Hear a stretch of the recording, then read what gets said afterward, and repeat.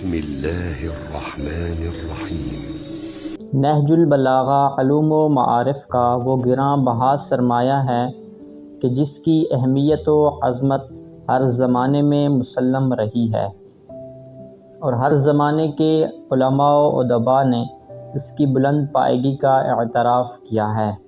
امیر المؤمنین علیہ السلام نے کبھی تلواروں کی جھنکار میں علم و حکمت کے رموز بتائے، اور کبھی ذہنی الجھاؤ اور افکار کے ہجوم میں ارشاد و ہدایت کے فرائض سر انجام دیے۔ امام علی علیہ السلام نے خداوند عالم کی توحید اور صفات کے سلسلے میں جو خطبات ارشاد فرمائے ہیں،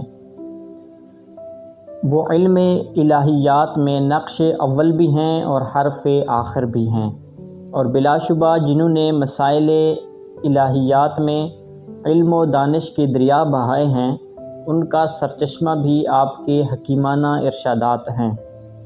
نہج البلاغہ ایک ایسا لاہ عمل ہے کہ جس پر مسلمانان عالم بڑی آسانی سے عمل پیرا ہو کر دنیوی و اخروی ارتقاء کے اعلیٰ مدارج پر پہنچ سکتے ہیں۔